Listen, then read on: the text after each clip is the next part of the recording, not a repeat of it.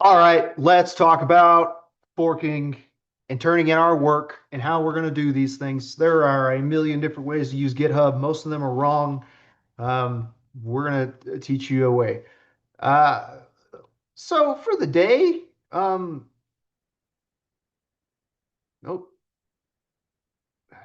can't see that. Um, I'm looking at my old calendar here. It's linked in the Slack channels. No, those links aren't done very well. Here we go, factorial. Um, I want to work on this. I could clone it and then try to push it up here. You don't have push permissions because I don't want y'all's junk in my messing up my branches. This is standard. If I was working on a third-party application, or rather, there's something out there in the world like my favorite Python library ever, GitHub Pee-wee Python. Is this going to be what I want? Oh God, yeah, this is my favorite Python library, Pee-wee. This is public, but it's probably locked down. This is a really, really widely used library. Not super, but it's big enough. Um, this guy probably doesn't want my dumb branches all over his stuff. He doesn't want to see me jacking with his things, making, issues and pull requests. Maybe he's cool with a pull request, but I got to do it a little bit more isolated from that. He's not going to let me pull branches on his thing. If I wanted to make a change, if I said, "Hey, sir, I found an issue with your code," what I really have to do is make a fork. This is a degree of separation from his repo. I'm not pulling a branch. I'm not pulling versions. That'd be really. I'm trying to find a way to explain it in like the real world. Let's say you were writing a book, right? And you got edits and you're scrawling in it and stuff like that, and you're asking people to help. They're not going to come in and grab that same one you're working on and scratch it all up. They should get a copy of your book, make their changes, and then say, "Hey, look, I took my own version of your book and made some changes. Can you, like, is this easier? We're not working in the same spot. We're going to use a fork. Is this going to work?" I always have forks already. No, good. I don't have a fork factorial. Great. I'm going to make a new fork. Notice the owner of this is no longer Code Platoon, or it won't be. It's going to be me or any of these multiple orgs I could put it in. Let's say we got an org where we all share and work and whatever. I could pull it into that org. Doesn't matter. An org is basically a user, anyways, just not a person. Um, Copy the main branch only. You could unclick this and take all the branches ever. For our purposes, we're just going to grab the main branch. We're going to create a fork. This is a copy of the original repo. And forever and always, you're going to know you didn't create this. This isn't mine. I didn't build this from scratch. I forked it. It belongs to CP Eating's Weekends Factorial. That's this repo. I click on that. It's going to take me back to the original. That knows nothing about me. It doesn't, I'm not a contributor. I don't have anything here. This is mine. This is what you all should do. You create a fork. From there, I can clone it down.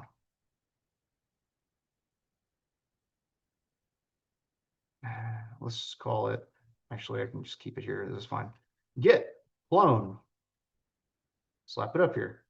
Uh, Open it up. Got a new workspace. Get that agent out of here. Um, Here's factorial.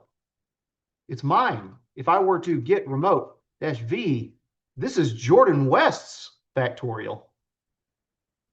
This is very different than the code platoon whatever factorial. All this these issues, these pull requests, these branches, these are mine. If I cut a branch, which I don't really need to, that branch is solely for me. This is up to you guys. You can keep it on main and you can work from a branch and push it in. You can now use however, you can now, utilize Git however you would like. But these are just assignments. You're the only person working on them. If you want to commit to main, that's fine. You can just commit to main. You can roll back if you have an issue, whatever. Here's factorial JavaScript, factorial Python. I don't know how to solve this off the top of my head. Um, but I'm going to show you how to cheat if you ever want to cheat. And why wouldn't I show you how to cheat? Who cares? If you want to cheat, go ahead and cheat. You're confused about how to beat factorial, solve factorial. We can look at the pull request. You've got your other fellow students here. What are these? These are older students. These are prior cohorts. You think these jackasses can solve it better than you? Go ahead and look. You're going to see some really good and really dog water code here. So, do what you want. Tisdale, smart as shit. Let's see how Tisdale solved it.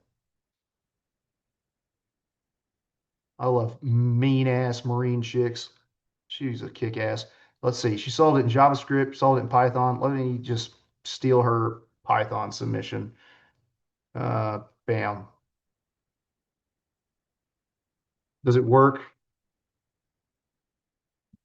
Python factorial tests. What happened? Oh, your code here? Oh, I didn't. Did I mess up? What's going on?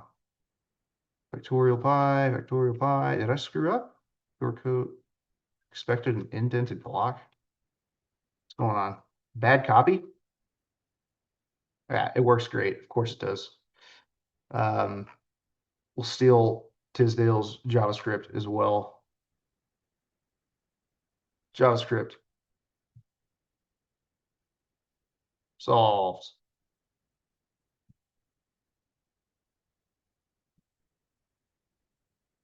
Node factorial tests. Looks good. I'm ready to go. Get status. We got some junk here. Anyone remember how to commit our code?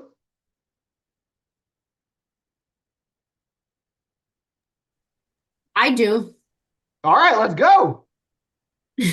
You gotta do, did you already add? No, Okay, so let's go. Get, add, period. I don't see you typing. Is it me? is it hidden? Is it down here? Oh, it's too low. Okay, and then enter. One thing I'm gonna do, just because this PyCache, we don't have a get ignore here. We'll get into this later. Python spins up these cache files whenever you run Python. This is junk. This doesn't really need to go in the repo. Mm, I can add a get ignore. We can get into that later. okay. All I'm gonna do instead, the get ignore would be the right thing. Git add. I'm going to add the JavaScript and then I'm going to add Python and then just the factorial bit there. I'm going to leave this other bit uncommitted. So you're right. Now continue. Sorry. Say, okay. Then you do get commit dash m. Make sure you add your statement of whatever you, and be clear about it, whatever you're doing. And then enter through that and then get push. Okay. Let's get that out of the way. So back to Jordan West factorial. Reload. Oh, look at that. I'm ahead. I'm ahead. You can even see it's still tracking the old fork. We open this code up. Ah, yes, this code I wrote completely by myself. It's here. It's done. But old Platoon, the original, doesn't know about this. It can go look through your forks if it wanted to. It's not going to do, like, I'm not going to go do that. I don't care. Anyone off the street can come fork this repo. That's not something I'm going to do. Until you get my attention, and the only way you can do that is with a pull request. And as a reminder, a pull request, you know how we use the word get pull? Or we say get pull and it pulls in changes. Well, this is a request to pull in changes from me. I'm saying, hey, I found a bug in your code. I fixed it. So I'm going to commit my code, which I did, and I'm going to make a pull request from the original. So I go to this list of pull requests where we do have people here. I'm going to go new pull request. I'm going to compare base, main, the base. This is the base, and it's main. But I need to compare across forks. This little hyperlink up here. Don't ask me why it's not down here and obvious and easy. It's a little hyperlink no one's going to read because GitHub is owned by Microsoft and it's gotten trashier and worse. Um, I don't even dislike Microsoft that much, but man, they've made this a worse product. Uh, I'm going to compare it to Jordan West. There's mine. And I'll use my main branch because I committed to main, right? I'm not on some other branch. I could if I wanted to, but I'm on the main branch. Let's see. This line got deleted and was placed all this. That looks right. This line was deleted and I added all this code. That seems right. I'm going to create a pull request. That's a fine title. I don't really need a description, but just for like, if we're going to be conventional and you'll want my like industry wisdom, I would do something like added solutions for uh, assignments. And then we'd have a block, usually like motivation and context. Um, I want to learn how to be half as good as a coder as Guillermo is. And we'd have something like testing. Um,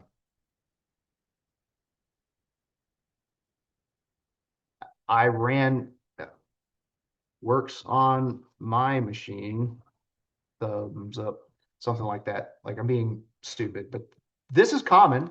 Give a description of what you're doing, give your reason. And if you've got any valid testing, we can compare. If I had this running somewhere and I could show the results, I would do that. Um, Create a pull request.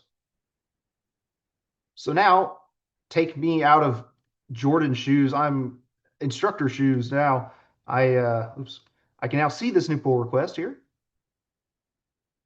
and I can look at it. I can see who committed. We've already got some students who have. I can see theirs. Good, solid. Not as clean as my submission. My answer wasn't as good as Tisdale's answer. She's real smart. Um, but yeah, here they are. Now that's it. We could end the video. That's how you guys submit work. I don't want you to leave Code Platoon thinking, or when somebody asks you, "Hey, have you done a pull request?" and you said, "Yes, that's how I turn in my work." That sounds crazy, but that's what we're going to use it for. That's a good way for us to utilize this tool. What a pull request really um, is you would be submitting a change, basically, like an update to my code. I would come in here and I would say, "Oh, yeah, this looks pretty good," or like, "Oh no, I'm not. What's all this? Why would you commit your commented out troubleshooting? This is production."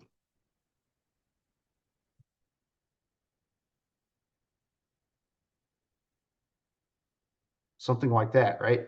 I would make comments on it, and you could see those comments, and you could work at them. You could fix them, and when they're fixed, when you've addressed them, either it's going to say, "Hey, this is outdated" automatically, or you can resolve that comment and poke me again, basically. Or there's ways to ask for specific reviews. We're not going to get into that. But you could like say, "Hey, Jordan, review this." I think I'm automatically set as a reviewer for these things. Um, and I would get flagged. My email gets messaged because I've got it hooked up. But that's a pull request. And if we got all this fixed up the way we wanted to, it looked good to me, I would merge this in. I would say, "All right, cool. Thank you for the help. Thank you for your work." Now that's kind of talking third party. The way I'd do this like at work, I'd be like, "Okay, cool. My buddy Taylor, he's got code. He wanted me to look at it. I think it's good."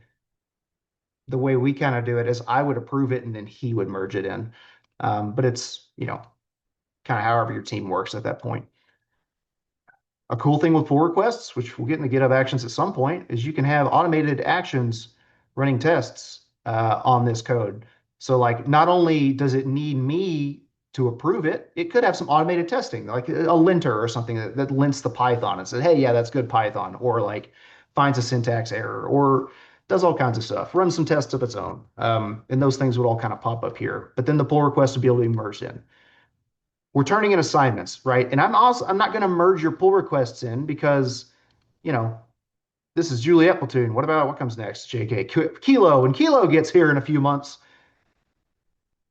I can't merge your stuff in because then it's already going to be solved for them. They're going to pull the main branch. It's going to have Tisdale's answers here, right? That's why I'm not going to merge them. I'm just going to close them out when I'm done with them. So this is what we're going to do behind you, basically. And by we, I mean the script I wrote to automate all this. And I'll probably just close the pull requests out, say, hey, yeah, now better next time. Thanks. Does that answer everyone's questions? I know I blew through it a little bit. I'm happy to go over it once more or answer any questions that may have sprung up. I can do it one more time, real no no distractions if y'all would like, but y'all just let me know. I will end the video here though, because I think that's a good